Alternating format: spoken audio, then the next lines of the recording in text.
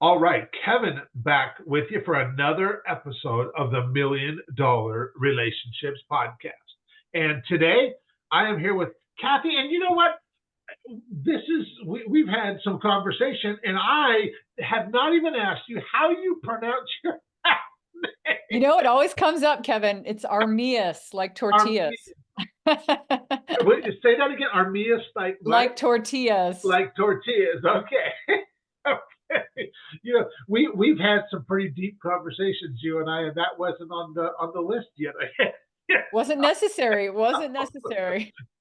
So, but uh, I want to start by giving a shout out and just honoring Cindy Sear. I've known Cindy for a while, and she was the one who connected you and I, and she was like, "Man, Kevin, you should really interview Cathey for your podcast." And so you and I ended up speaking previously. We got to know each other a little bit. Man, we made quite a connection too, which is pretty awesome. We And did. and so here we are now, getting to do this interview and have this conversation around relationships. And so, what I'd like to do to start off is to just kind of turn it over to you, Cathey, so that we can set a little bit of context and let the listeners know a little bit about who you are, what you do, who you serve, what inspires you most about the work that you do and the impact you're making in the world. And we'll just start there, Cathey. Yeah, that sounds good, Kevin. Thank you. I am super grateful. Double shout out to Cindy Sear because she connected us. And, Yeah. this is very incestuous that like, oh, you have a podcast on the power of relationships. And this relationship that I just fostered with Cindy, I just met Cindy in the last year, but we Wow. made a really deep connection. And so for her to connect us and for us to have the connection we had, thank you, Cindy. Amazing. Yeah. Yeah. What do I do? I just told somebody today in South Africa, she was like, "You're a TED coach. How did people become a TED coach?" And I laughed. I was like, right? Don't ask me how to do it. It fell into my lap. I have no idea. But the short version I tell people, Kevin, because I was a marketer and I was the director of marketing at a big industrial shredder manufacturer where we made shredders that were shredding cars and buildings and torpedoes Oh, and big wow. tires, washers and dryers and boats, right? Taking really big things and making them small. And I had this crazy idea of putting it up on the internet. And the CEO was like, "What? They're like, how many people can buy $500,000 shredder?" And I was like, "That's not how the internet works." And so we put up this campaign called Watch It Shred, and it went super viral. I've We ended up seen on, videos like that. yes, you have. They're probably ones that I've taken the video of a long time ago. And so it just went very viral. We ended up on the David Letterman show when there was one, right? CNN, CNBC, and then we ended up with two reality TV series. And Wow. the Wow. company went from being like a $17 million company to a $42 million company, like in 18 months. So Wow. I ended up leaving the company and started my own, what I thought was I was like, "Oh, I'll help other companies. This is fun."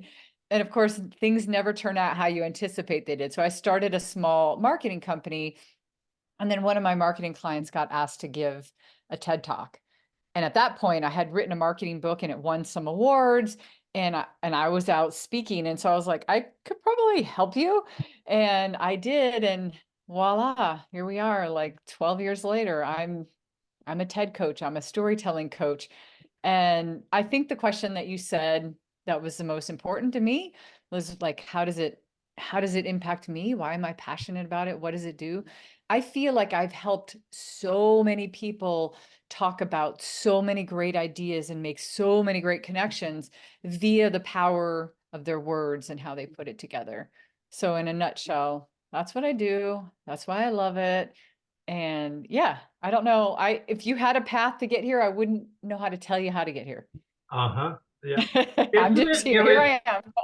you're right, because you don't really, I mean, I look at what I do, and it's like, yeah, I didn't set out to do this.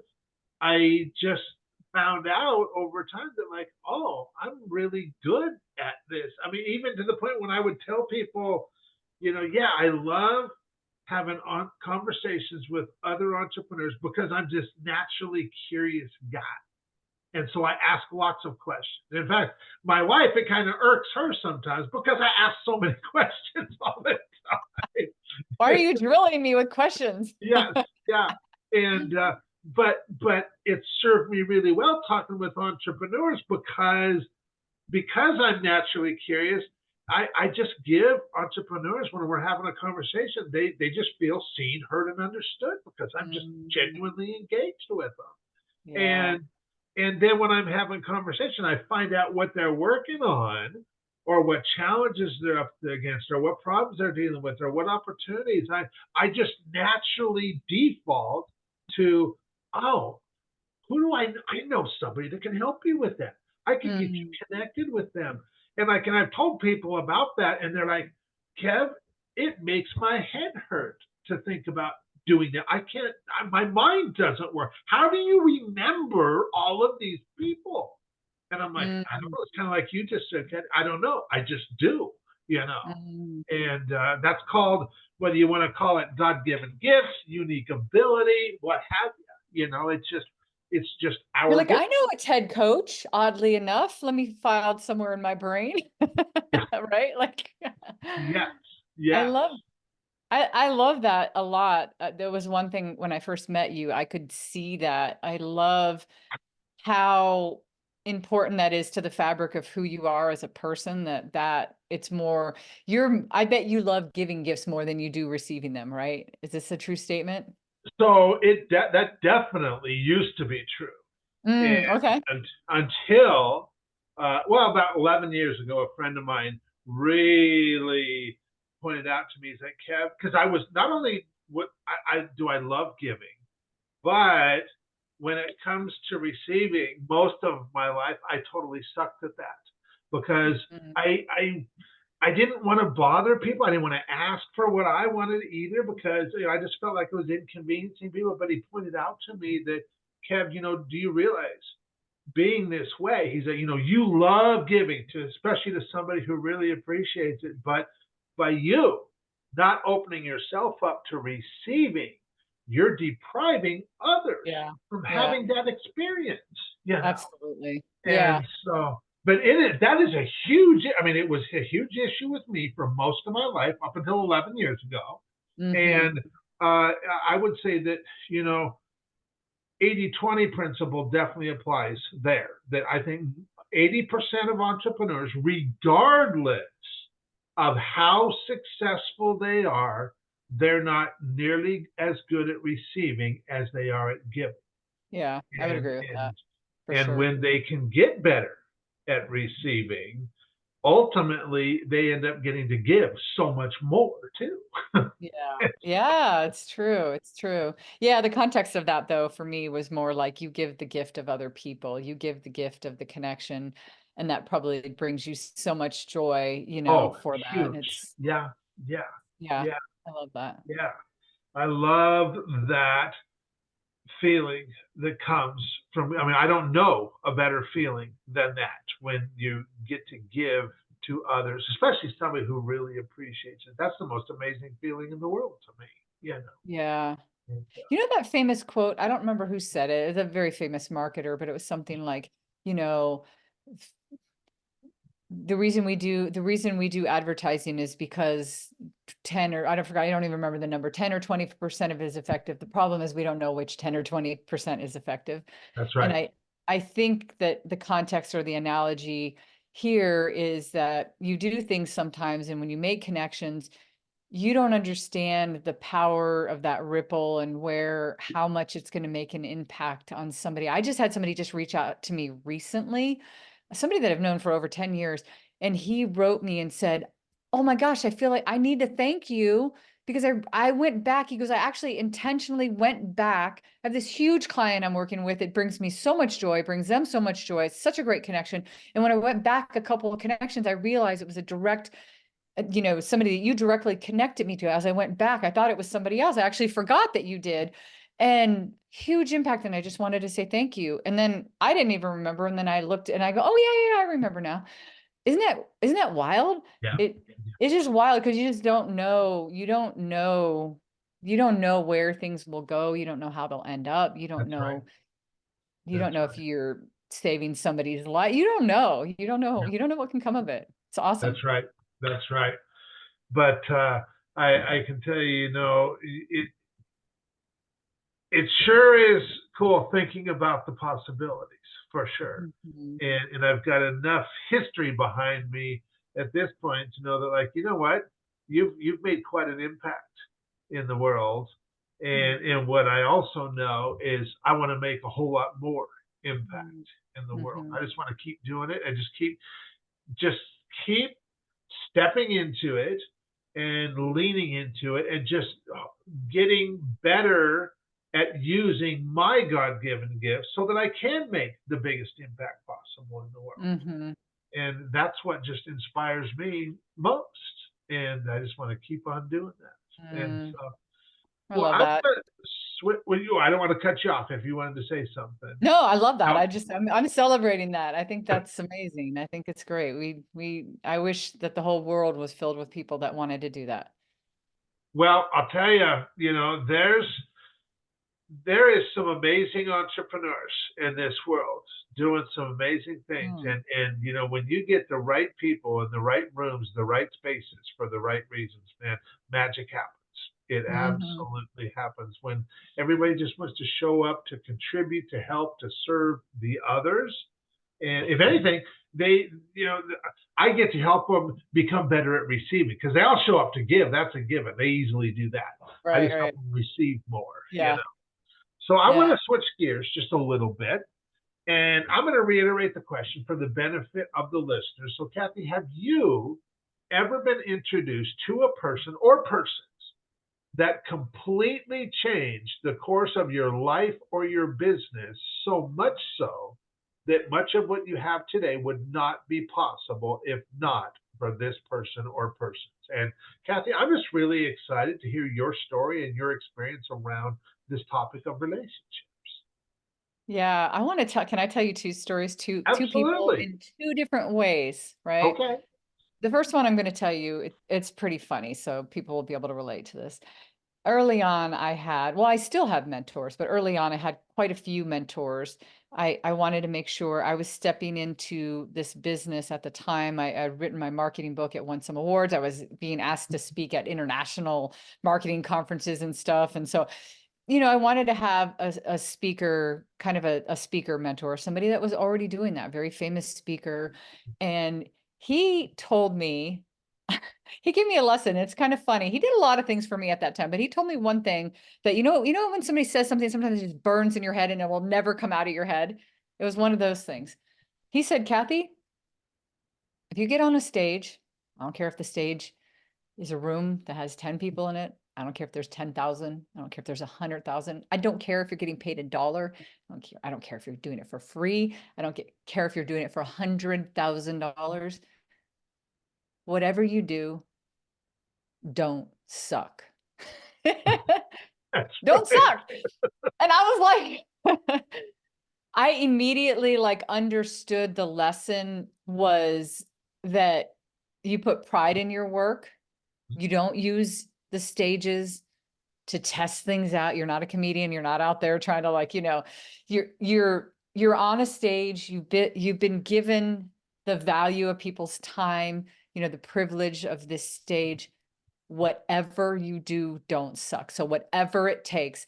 And of course, a lot of things come with that. So anyway, that was a really good lesson, prepare well. Don't ever just show up and, rest on your oh, I'm a great speaker. They'll love me. No, no, no, no. So that was a great one. Second one's my sister. This one's heart. This one's family. This one's love. So my sister and we were never close growing up. In fact, she can laugh about this. She was like the family tattletale. She was closest to my dad. So she was always telling on everybody that was doing things in the family they shouldn't have been doing. So nobody liked her. I didn't like her. We didn't have a great relationship. She knows it. I know it. As we became adults for various reasons, we became close. She ended up moving in with me when she was in high school, and I'm the older sister, so I was already living out on my own, and we became really close. We are now best friends. She's my best friend in the world. And during the time when I was starting my business, I was also going through a divorce, and it was rough. if you look back at your life and you have those dark moments in your life and you go, this is a dark, dark, dark, dark place, it was that time. My sister was living in New York and I was living in Portland, and I did not know this at the time, but many times I'd be on the phone and I was crying, and she would be standing outside in the cold and the snow and the rain, wherever, not going into the subway because I was on the other end of the phone and I was crying, and she was there for me. I had no idea that I was holding her up from getting home, doing wherever. She showed me. She's like, we went to the Lexington, subway station. She's like, I stood here. There's a little cover, but she's outside, right? It's like I couldn't go in. If you go in, you lose the signal. Stood out here so many times, hour, sometimes an hour and a half. Wow. And Wow. my sister told me something one time that really kept me going. There was a moment when I first started my business and I said, Karen, I can't do this. Like, my business, it's like, it feels like it's like a bunch of business and then no business. I can't, like, this is stressful. I think I'm just going to get a job. I'm going to go back and get into the workforce. It's easy. I've got great, like, it'd be so easy to get a job. And she said, Cathey, don't you do it. And I need to preface it really quick. My sister is a patent examiner for the patent office. She makes really good money. She's got a very great career. She's got engineering degrees. She's great, right? She said, Cathey, don't you do it, because the potential I see in you is limitless. She's like, I can make a lot of money. And she's like, you could make $10,000 this year. You can make, that's actually what she said. You can make $10,000 a year. She's like, next year, you could make $1 million. You have so much more potential inside of you. Her belief in me, Kevin, was not only what kept me it kept me going in that moment, but anytime I feel down, I think about that conversation. I think about those times. I imagine my sister, standing outside of this subway, not being able to go down because I'm on the phone crying, like bawling my eyes out. And she's my best friend in the whole world telling me that. So Yeah. she is my person. She's the person that always makes me keep going. Yeah. Wow. When you find out after the fact, that she just stood there for who knows how many hours in total talking with you, you know, I um, cried. I cried the yeah, day she I told can me. imagine. I was in New York and I cried and I hugged her. Yeah, yeah, yeah. That is like really powerful. Your speaking mentor, what was the first name of your speaking mentor that you were talking about, Yeah, Cathey? his name was Dick, and he was a very famous sales speaker. He spoke on, like, sales and marketing and stuff, Okay. and he Okay. was very good at that, and that's what a lot of what he talked to me about. So yeah. Yeah. So if you look at these two relationships with Dick and with your sister Karen, and you look back over the years, I know you'll be able to come up with probably a number of examples, and I'm just going to encourage you, whatever pops to top of mind for you when I ask you this question. But if you look at these two relationships that have been so influential on your life, and you look back over the years where you had the opportunity to make a really big impact, and you also know hands down that that would have never happened if not for your relationship with either Dick or with Karen. What is an example of that, Cathey? So one that I've given to somebody else, is that what you're Yes. asking? Yes. Oh, okay. Yeah. Ooh, that's a lot. One of the things I feel privileged in the work that I do is I am able to help people with their biggest fears, their biggest, I have I have mentored some, I have mentored youth speakers. I give my time pro bono for the Big Brothers Big Sisters organization. I was a big sister. You saw one of my TED Talks, which I talked about being a big sister and mentoring the youth. I I have so many instances where I have coached somebody out of a space where they were dying about it. Like, it was stressful, and I'm good at what I do. I know the psychology on how to help people, and I get them to a space to where they feel confident, they feel good to do it. There's just so many examples. Let me think of one, because Well, okay, I'll tell you one that just happened recently. I Okay. just coached a 15-year-old girl to give a TED talk in the New York area. Her dad had her join debate when she was 9 years old. Okay. And so she's been doing debate for a really long time. And her dad was like, she doesn't know how to speak though. Like she's not afraid to do it. Like she's used to like, she's doing all this stuff and then they'll stand there and they're reading and but she doesn't know how to tell a good story. And so now she's going to give this TED talk and she's really worried. So she comes to me and she's like the cutest, like sweetest girl, right? She's so good to work with.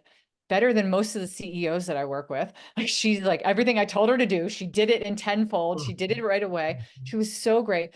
And you know what, Kevin? She was like, she came to me and she said, this is my idea. This is what I was going to talk about. And when I looked at what she had written in my mind, I was like, this is bad. She can't talk about this. This is cliche. It's bad. It's not good. Let's take the essence of what she did and let's make it better. And so she was talking about how she's a big advocate for social justice. She's written a bunch of articles that have actually been published in some big things. And Okay. so she had a like a really weak story and it was going to be the basis for her whole talk. There was really no idea in it. And then I said, why? And her whole idea was kind of in this space of like, use your anger for good. And I helped turn the whole thing around and we came up with the concept of like be an anger architect, build something good with your anger. And then we supported it with ways. She was so grateful at the end that I helped her through this process. It was the sweetest thing when she gave the talk actually 3-4 weeks ago. And we had a little debrief session. I always do that. And I mean, she made me want to cry. I just all the things that she said and how much I helped her. That is exactly, I think I've been given this God-given talent of like understanding how to help people psychologically and, be able to actually physically speak. And that I have this saying, I want to tell you this one thing. So I had an idea one time. I have there's a personal thing that you know about that I'm kind of struggling in my life right now. There's a relationship within my family that's really hard. It's very personally hard on me. And I had this thought one day. I said, wow, I help so many people and I love it. And there's a lot of people I help for free and pro bono. And I feel a lot of gratitude to do that. And one day I had this thought and I said, the reason why I love helping people is because I can. And what I hope one day is somebody out there could help the person that I love that I can't help. Yeah. And so it's kind of this like world reciprocity Yeah. thing. Yeah. Yeah. As much as I would want to help, I wouldn't be able to. And so I'm helping where I can. Anyway, So I that's want to in a nutshell. point out something. You tell me if you've thought about this or not. But when you help people like this girl that you were talking about prepare a TED talk, the kind of people that are in a TED audience Mm-hmm. are usually there's a lot of influential people in a TED Mhm. talk audience. Yes. And so when you're helping someone prepare a TED talk, you the impact that you have is not just on this person that you're helping, but the impact that you're having goes so much wider because of who they are and who they already are having impact and influence over. Mhm. And then those people, and so if somebody in that audience was inspired by something that she shared, and then they go and do whatever it is that they do. And this is the kind of stuff that I really like to track and Yeah. and Yeah. because I love making these connections and then going and following up later and going, well, what came from that? And so Mhm. I'll get, and so, well, I'm not going to go in that direction. I was going to give an example, but I'm not going to because I just want to leave it focused right here where it is. But you are making such an impact in the world just because you're using your gifts and you are, I just, for lack of a better word, impacting the influencers, if you will. You're impacting those who then get to go and impact a whole lot more people. And so the real ripple effect of what you do will never truly be known. We know it's big because then if we look at like some of these other entrepreneurs that are impacted by this, that then they apply something in their life or their business that then now not only does that impact all of the people that that entrepreneur serves through their business, it impacts their team, it impacts the families of their team. I mean, the lives that get impacted, all of a sudden now it starts multiplying exponentially. Oh, I can give you a specific example, actually. Then You know, yeah, do. I gave my TED Talk years ago, and somebody ended up writing me from Philadelphia. They wrote me, I didn't know this person. They sent me a message and said, I became a big sister because of you. And I just want to thank you. Like, I have my own kids, so I never really thought about it. And, you know, she became a big sister. And then she wrote me years later and said, my big sister ended up going to college, and that was not the route for her. Like, that things were not heading that way. So it was kind of a follow-up to this. And I thought, I don't know anything else beyond that. I never heard anything else, but we don't know what, I don't even know who the girl is. Like, we don't know what this girl is going to go to college for and what she's going to do now that the world was going to be void of that had she not made her way to college. So yeah, I can appreciate this unknown ripple effect, and I welcome it with open arms. I think Yeah, it's yeah. intense and amazing. Yeah. And when we start, and that's what through doing this, I get to have an impact on so many entrepreneurs that they too are out there doing their thing already. They've already, got their businesses to a certain level where they're making a big impact. And if I can help facilitate them making an even bigger impact, that is just, it ends up being so rewarding. And just knowing that there's people out there that we're able to touch their lives in a positive and powerful way, even though we may never meet them. They may never even know we were ever there, but yet we know we were there, and it's incredibly gratifying. It's incredibly rewarding. And so, Cathey, I want to thank you so much for taking the time to have this conversation today. And for anybody listening to this, it's like, man, Kev, I really like Cathey. I love the way she shows up. I love what she stands for. How can they find out more about the work that you're doing, the impact you're making in the world? Yeah, well, it goes back to that last name thing, right? I am the only Cathey Armillas in the whole world. So if you search out Cathey Armillas and you spell it right, you'll find me everywhere. That's my name on everything. But my website's catheyarmillas.com. Very good. Well, we'll make sure and include that in the show notes and stuff. Cathey, any last thing you feel led to share before we call it a wrap today?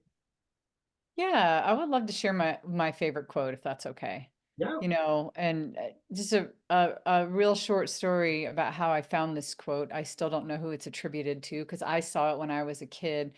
I went to my first gym when I was about 15. I was 15, yeah. And I saw on the back of the shirts of the people that worked at the gym, it had a quote and it said, there's no such thing as staying the same. You're either striving to get better or you're allowing yourself to get worse. And that quote has always made an impact in my life. It kind of ties in with the don't suck.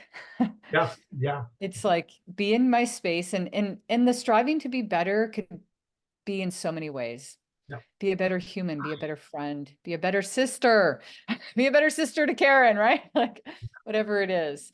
So yeah, that I in my life, I like to live by, not staying the same, always striving to be better. Absolutely.